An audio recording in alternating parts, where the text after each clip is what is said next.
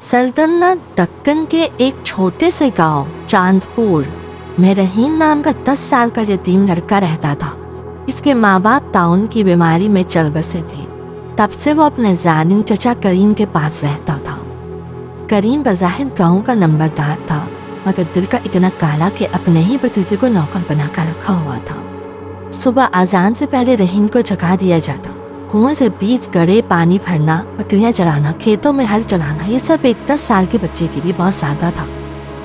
खाने को सिर्फ 2 सूखी रोटियां प्याज मिलती। अगर कभी रोटी गिर जाती या बकरी का दूध कम निकलता तो चचा चमड़े के खोरे से इसकी पीठ लाल कर देता।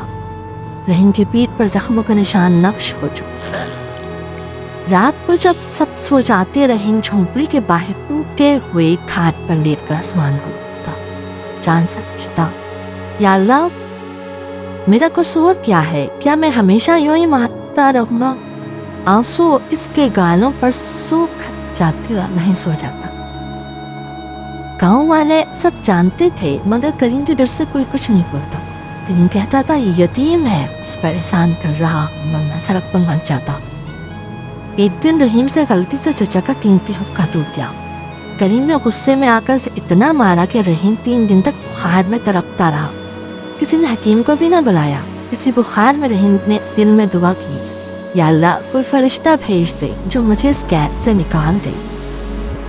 इसी सल्तनत की सबसे चहेती शहजादी नूरजहां थी, बादशाह आलमगीर की इकलौती बेटी। महल में हजारों खादिम, सोने चांदी के बर्तन, रेशम के कपड़े, मगर नूरजहां का दिल महल की दीवारों में कैद नहीं था।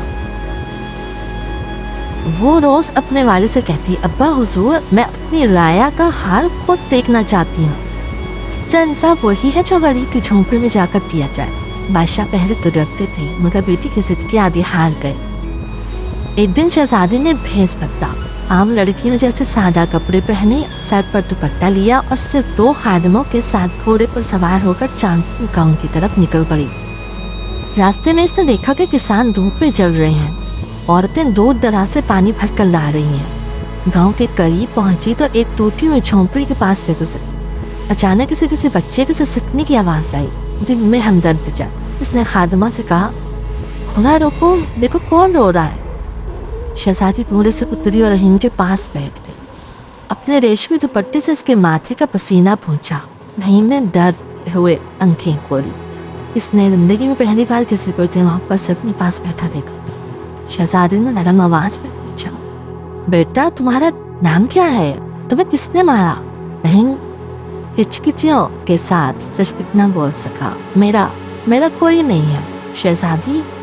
ये सुनकर नूरजहां की आंखों में आंसू आ गए। इसे समझ आ गया कि ये कोई आम जख्म नहीं, ये जुल्म की दास्तान है।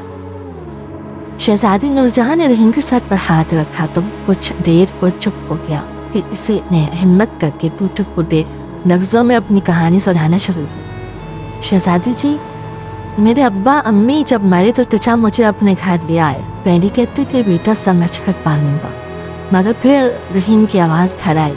सुबह से रात तक काम कराता है, खाने को सूखी रोटी देता है, और जब थक जाऊं तो इसने अपना कुर्ता ऊपर किया। शहजादी की चीख निकल गई। रहीम की पीठ पर कोड़े के गहरे नीले निशान, कुछ ताज़ा कुछ पुराने। 3 दिन पहले चचा का हुक्का टूट गया था, तब से बुखार है। कहते हैं मर जा तो जान छूटे। नूरजहां खून खोल उठा। महल में पली बड़ी शहजादी ने आज पहली बार जुल्म को इतने करीब से देखा था। इसने खादिमा को हुक्म दिया, फौरन शाही हकीम को बुलवाओ और खाना लाओ। खादिमा अभी मुड़ी ही थी कि पीछे से एक भारी आवाज कर दी, कौन है जो मेरे घर के मामले में टांग अड़ा रहा है? ये करीम चचा था। मोटा पेट, मुँह को ताव देता हुआ, हाथ में मोटा सा डंडा।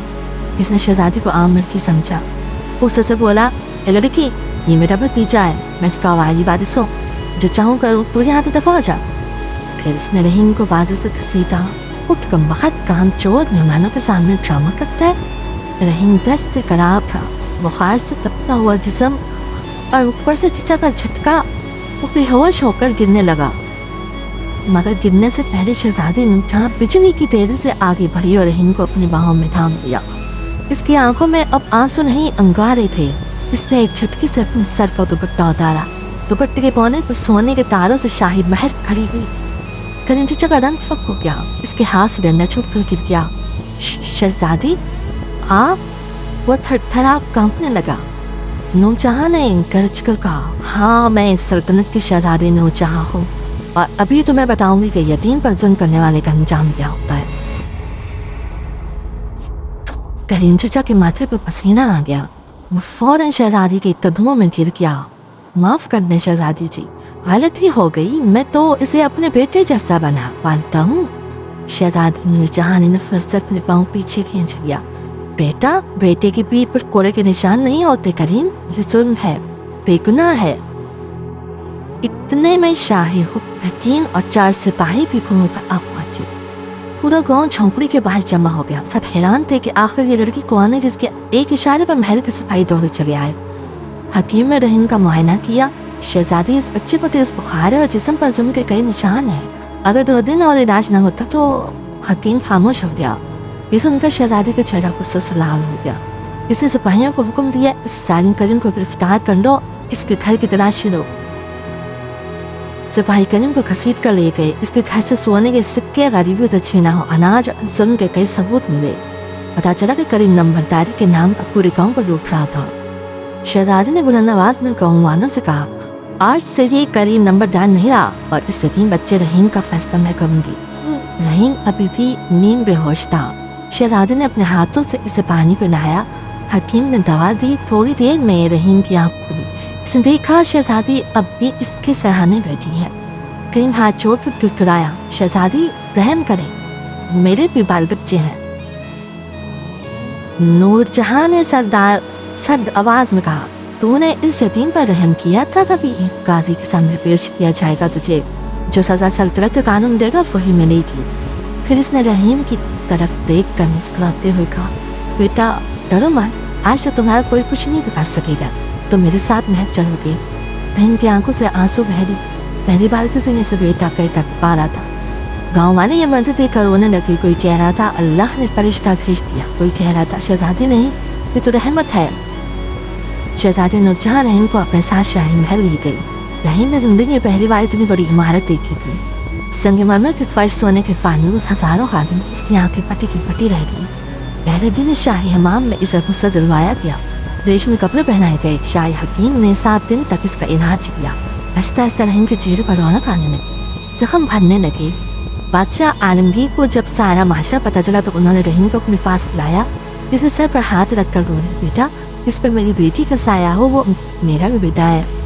شہزادی نے رحیم کے لیے خاص استاد مقرر کروائے، لکھنا پڑھنا، گھڑ سواری، تیر اندازی، سب سے بڑھ کر عدل و انصاف کا سبق۔ رحیم محنتی تھا، 5 سال میں وہ محل کا سب سے لائق طالب علم بن گیا۔ ادھر قاضی نے کریم چچا کو 10 سال کی قید سزا سنا دی۔ اس کی ساری جائیداد ضبط کر کے غریبوں میں بانٹ دی گئی۔ گاؤں والے آج بھی کہتے ہیں جس دن شہزادی نے انصاف کیا اس دن چاند پور سے ظلم ہمیشہ کے لیے چلا گیا۔ 15 سال بعد رحیم اب ایک نوجوان تھا۔ اپنی قابلیت کی وجہ سے وہ سلطنت کا وزیر اعظم بن چکا تھا، دربار میں سب سے پہلی کرسی پر بیٹھا تھا، مگر اس نے محل میں رہنے سے انکار کر دیا۔ اس نے چاند پور گاؤں میں ایک بڑا سا یتیم خانہ بنوایا، نام رکھا نور یتیم خانہ، شہزادی نور جہاں کے نام پر۔ وہاں سینکڑوں یتیم بچے رہتے، پڑھتے اور ہنر سیکھتے۔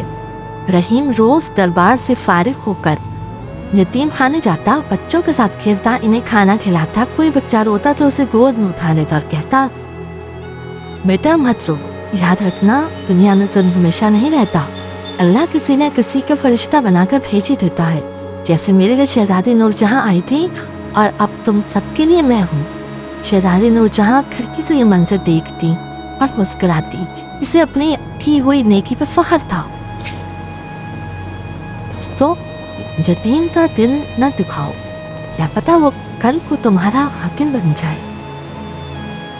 یاد رکھو، نیکی کا بدلہ ہمیشہ نیکی ہی ہوتا ہے اور ظلم کا انجام ہمیشہ برا ہوتا ہے۔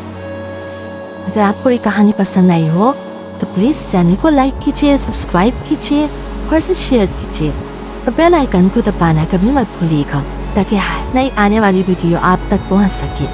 ملتے ہیں اگلی ویڈیو میں، تب تک کے لیے اللہ حافظ۔